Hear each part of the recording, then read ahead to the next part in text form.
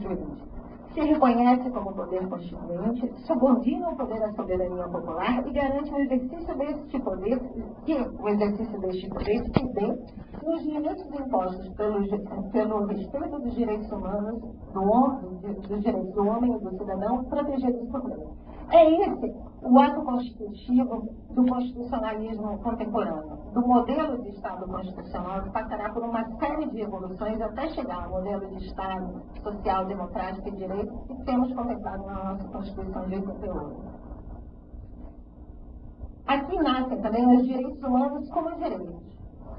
Os homens afirmam, reconhecem a própria dignidade a fim de protegê-la, invertendo de fato a lógica do direito natural, pois que não se trata mais de uma autoridade exterior e anterior, mas de um evento de ruptura, um processo revolucionário que irá desencadear uma série de transformações institucionais e sociais com o reconhecimento jurídico e político da dignidade humana, que ganhará novas conotações no percurso histórico a partir dos ideais de igualdade, liberdade, fraternidade e solidariedade.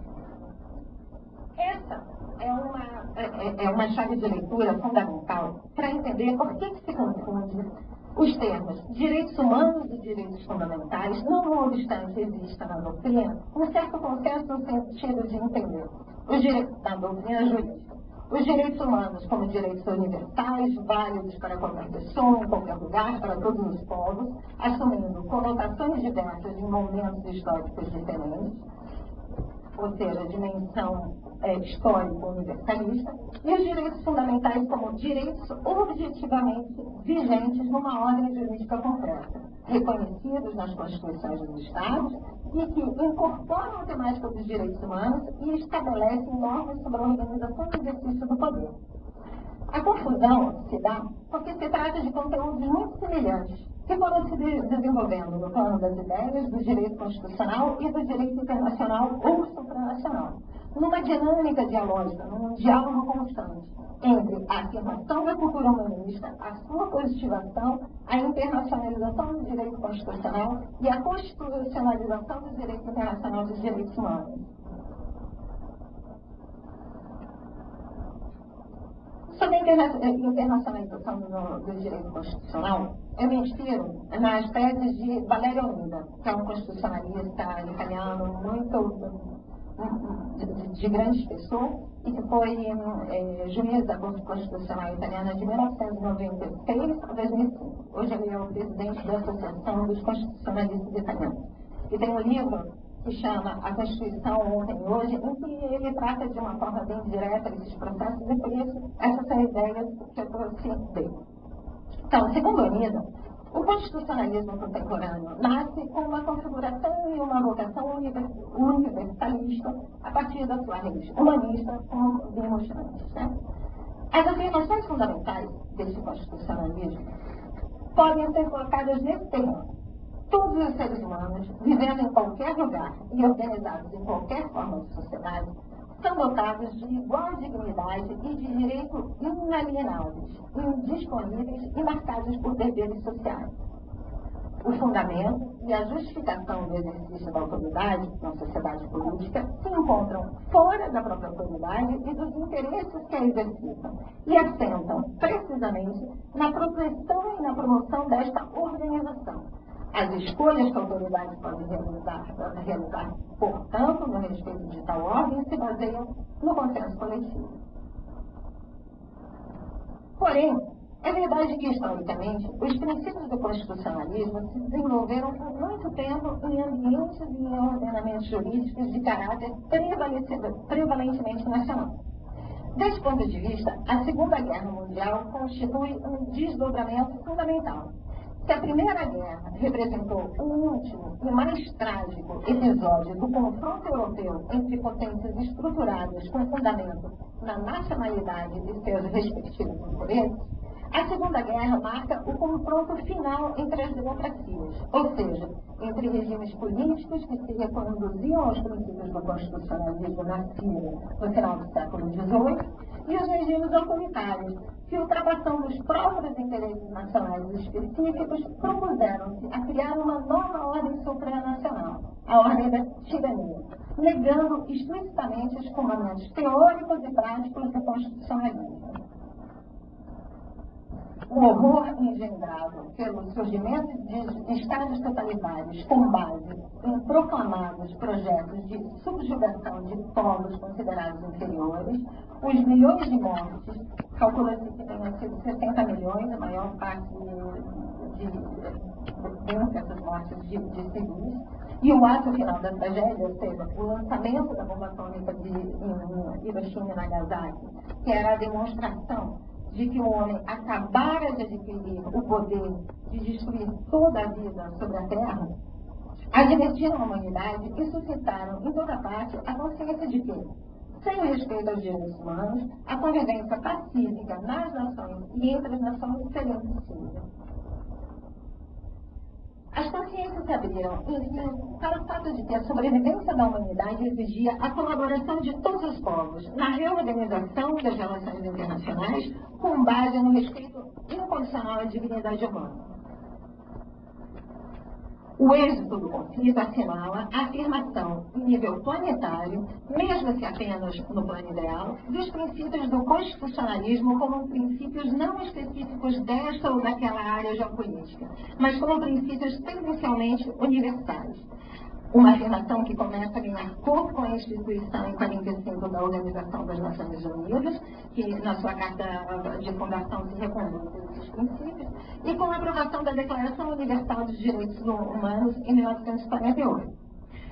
A partir desse momento, os princípios que até então pareciam historicamente apenas como princípios próprios da cultura política de alguns povos do Ocidente, transformaram-se e se estenderam para constituir, ao menos formalmente, um patrimônio comum da humanidade.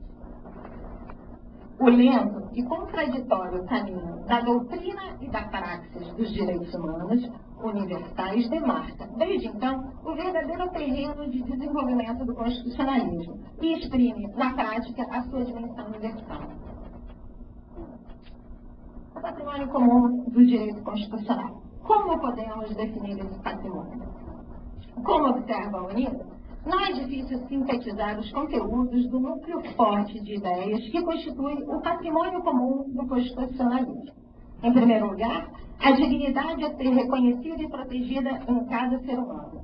Em segundo, o entendimento de que a organização política, o Estado, é para a pessoa e não o contrário. Terceiro, a ideia e estrutura do Estado de Direito, onde os termos da tradição anglo-saxã, o respeito da rule of law. A existência de um núcleo intangível, indisponível tanto ao Estado quanto ao mercado, de direitos de liberdade do indivíduo, o princípio de igualdade como proibição de discriminação e como parâmetro fundamental da adequação do tratamento jurídico à situação, o dever passivo e ativo dos poderes públicos de promover liberdade e igualdade, e, portanto, um núcleo garantido de direitos sociais, um poder político fundado no consenso e na participação dos cidadãos na formação da vontade coletiva e no respeito dos limites constitucionais, uma organização difusa de poderes que assegure o equilíbrio e o controle recíproco, um sistema de garantias que assegure a justiciabilidade dos direitos de todos e o respeito efetivo das regras legais. E, enfim, a projeção internacional e supranacional destes princípios, ao fim de garantir uma ordem internacional com fundamento não na força, mas no respeito dos direitos. Se nós observarmos bem a definição de UNITA, e compararmos, por exemplo, com a nossa ordem constitucional, que tipo de argumento fica faltando nesses 10 pontos que ele sublinha? Senhores, com o tempo poderiam ler e refletir, não adianta. Sobretudo em relação à tutela ambiental e à cidadania participativa, que já a nossa Constituição avança em relação ao constitucionalismo europeu. É importante ter presente essa distinção, porque geralmente, quando se fala de direito constitucional comparado, não se entende que alguns autores vêm de contextos constitucionais muito diferentes dos nossos. Por exemplo, e se acaba produzindo e adaptando teorias que não são pensadas para um contexto como o nosso. Né? E acaba se cometendo grande confusão científica, grandes problemas de interpretação e, inclusive, algumas gafes. Dizem que, recentemente, alguns anos atrás, o Dworkin fez aqui no Rio de Janeiro e perguntaram para ele, criticando a questão dos direitos sociais, ele falou: olha, a minha teoria eu fiz para a minha realidade, não pense em trabalhar a ordem constitucional de vocês a partir das minhas ideias. E isso é uma questão importante da gente ter presente. No mundo hoje, e sobretudo os grandes desafios colocados pelo direito constitucional, exigem uma grande seriedade científica e uma grande atenção. São questões muito complexas, tem muita produção científica, tem muita divulgação de ideias e acaba tendo muita confusão teórica quando se estabelece diálogos entre autores de realidades diferentes e entre as cortes constitucionais dessas. Alguns anos atrás, nós organizamos um evento em Nápoles e trouxemos o professor Eros Grau. E, conversando com o juiz da Corte Constitucional italiana, ele falou que eles estavam conversando sobre alguns argumentos e não conseguiam se entender, por exemplo, em relação a normas programáticas.